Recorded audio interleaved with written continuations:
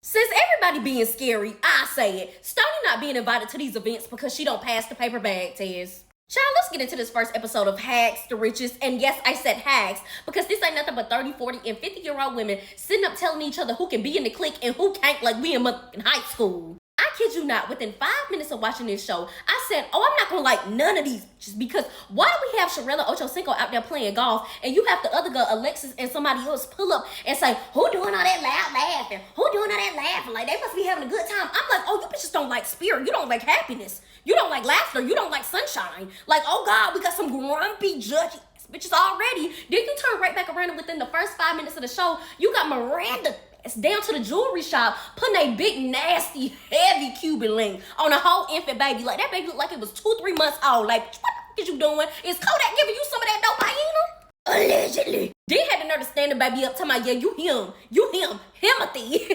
And before we get into Sherelle's mean girl antics in this episode, I just want to make it very, very clear that I have never liked Sherelle Rosada. She was a over there on selling Tampa, and she's a now. And I don't see how y'all forgot about that. Like, y'all are acting like this is the first time y'all ever seen this lady act like this, and I'm telling you, it's been there all along. Over there on selling Tampa, do y'all not remember when she did the lady Rena real dirty? Because Rena said she wanted her own brokerage, and she got mad and said, you worked me for 4 years. You basically stole all of my coins and my recipes, and now you want to go out and be my own competitor and steal clients from me. And Rena was like, no, I worked for you for 4 years. I learned things. Now I'm older than you. I want to go out and do my own thing. Isn't that what this program, what this whole firm is supposed to be for? And Sherelle got mad about it. Basically tried to big dog the lady and be like, no, but you supposed to stay under me forever. And Rena was like, absolutely not. I'm gonna move on. Like I don't want to be here any longer. Like girl, what? Then I don't understand how y'all don't remember how she used to do the girl Colony and Ann. She used to big dog them real bad and talk down on them, talking about some y'all look like horses and y'all dress like slurs down to the open house with y'all titties out. Y'all like you got your legs out, you got on lace, like that dress is too short. Like she used to go in on the girls. And whenever they would say like, hey, like I kind of want to build my own firm, I kind of want to have my own group of girls that I kind of help out and teach them things, she would be like, oh, so you trying to compete against me, you trying to steal my recipe, like, oh, you don't want to work for me anymore, oh, you're betraying me. Like everything is a betrayal when you don't want to be Sherelle's little minion. And that's what I'm picking up on this season right here. And I ain't gonna lie, I tried to have a little faith in her. I said maybe she'll be a little different on this show. But no, she's the same.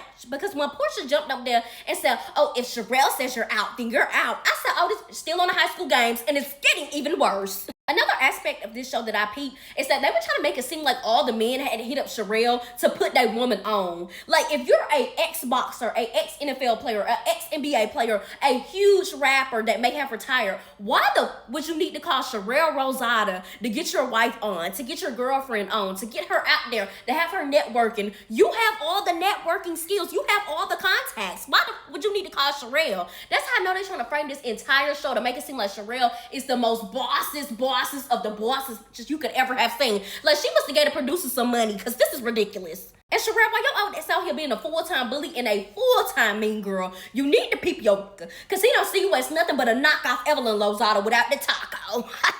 Evelyn Lozada, Sherelle Rosada. Come on now. And Stoney, bring your ass to the front because why would you ever sit up and cry in front of Alexis? That is not your friend. I don't know about y'all, but I would never sit up in front of a bitch that be going in between me and my biggest ops and tell her all of my business. Tell her all of my deepest, darkest secrets. Tell her how I was going to jump off a cliff, jump off a bridge. Like, is you cool? Stoney, is you cool? Like, you sit up there telling her, oh, you was put up for collateral because 50 Cent and Rick Ross was beefing and going at it and your ex sold the tape to him and stuff. You crying and talking about how your life was affected by this, your money was affected by this, your mental. You still live in a house that Rick Ross has purchased. You don't know how to get away from the situation. You can't date properly. Like everything is towing, like raining down on you. Your boutique isn't doing well. Like you crying, talking about how your life is about to end. You don't know how you're gonna get through this, and you show well on the outside, but inside you feel like you want to jump off a cliff. And she sat up there like this.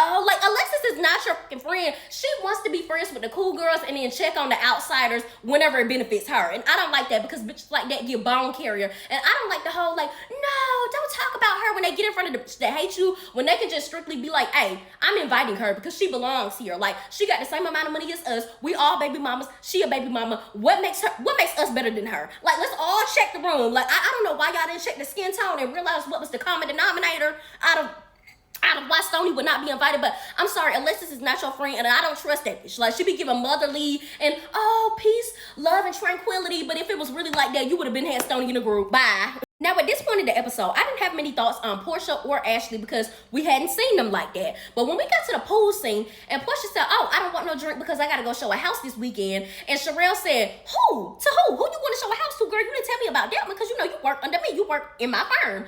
She was like, "Oh, I'm gonna go show one to Stoney," and then looked at the ground. And Ashley immediately jumped in and said, "Did you see the proof of funds? Did you legitimize the funds?" What the fuck does that have to do with anything? First of all, who the fuck going to see these $20 million, $30 million homes and don't have proof of funds when I know you just hate me? You would love to see my card decline. You would love to see my bank account or my bank turn them away and say she don't have the funds. Why would I give you that satisfaction? Like, come on now, let's put our thinking caps on. Why would I give a bitch that hates me, that don't want me in the group, that type of satisfaction? Like, it's giving colorism because why would she not have the funds? It's the This Night You wrote on. Is that one more credible than the one that Stoney wrote on and had her baby by? Like, I'm trying to figure out what makes y'all better than anybody. And then there's Sherelle following up the conversation talking about if I can't benefit from you, I'm not around you. So you're a fucking opportunist. Oh, okay. And how do you know that you can't benefit from Stoney? You've never talked to her. You've never been around her. You read an article briefly. Like, you didn't even really read that she was extorted and that somebody bought her sex tape. And that's why that was out there on the market. She was put up for collateral. You didn't even read that. But you're talking about you can't benefit from her. You don't know her. Stoney, move, Miranda, slide to the front, baby. And put your phone on Do Not Disturb because you don't want none of them just calling you, talking about Kodak in bed with somebody else. I need you listening to me right now. Pay attention. Girl, don't you ever get up on this TV ever again and tell the people that you was a fan of Kodak when you was younger and he came to your high school and then had a nerve to turn around and say, "Oh, but he waited until I was of age and then he hit me up and DM me." No, the fuck he didn't. Nothing about Kodak back ever gave that he was gonna wait until anybody was of age. Girl, he messaged you when you was a minor, when you was a little kid, allegedly. Like, girl, don't never tell nobody that story ever again. Keep that in your pocket. And it's really sad because she just had 2 kids back to back, and I know she's going through postpartum, but she's spending all of her young years trying to chase after all of these girls that want to be on Kodak so bad. And it's like, girl, stop focusing on the girls and focus on the dope that's being done, allegedly. Like, girl, he is clearly tweaking and going through it and doing hard dope. Like, the last thing you need to be worried about is fighting these bitches off. If anything, get your kids and get out and get yourself to safety, sister.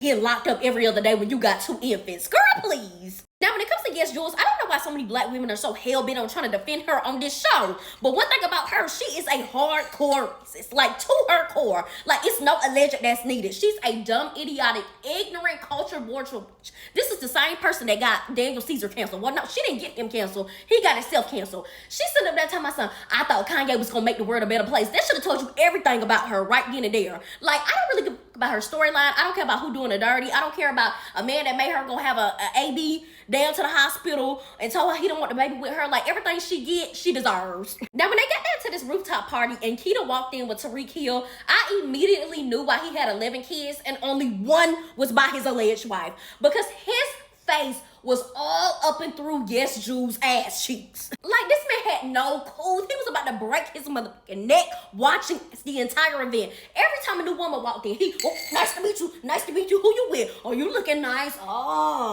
Oh, okay, turn around for me.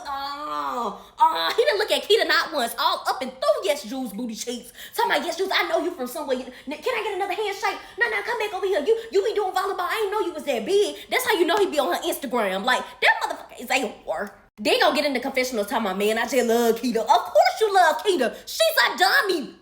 And Alexis, you ain't slick. You was blushing like a motherfucker when Amari Stoudemire showed up, girl. You may want to hop back on that pogo stick. Now, when it comes to this Stoney and Sherelle situation, I just thought it was so distasteful how Stoney could barely even sit down without them being like, "Oh, I don't want you around." That's like, "I don't like your reputation. You got a reputation on you. I can't have nobody around me that do the stuff that you do. You had a sex tape. Did you have a sex tape? I'm pulling it up on Google right now." Like, Stoney could not even catch a fucking break. And Sherelle, it's very rich of you to say that you can't fool with nobody with that type of reputation, but you're literally hopping up and down on somebody's Pringle can that headbutted and admitted to it and got her and admitted to it in court and on motherfucking national television. Like, girl, is you crazy? You go with a whole abusive man. It's no alleged needed, but you sitting up talking about somebody who got a sex tape. Like, girl, please. Then her calling Stoney a senior citizen is very rich because Sherelle looks like the oldest bitch on this cast. And for people that be confused about colorism, just look how Sherelle called her a hoodlum and a hood rat after she attacked Stoney. That's colorism. I'm dark skinned, I'm the hood rat, I'm the hoodlum, I'm the aggressive one, but you came at me. Oh, okay.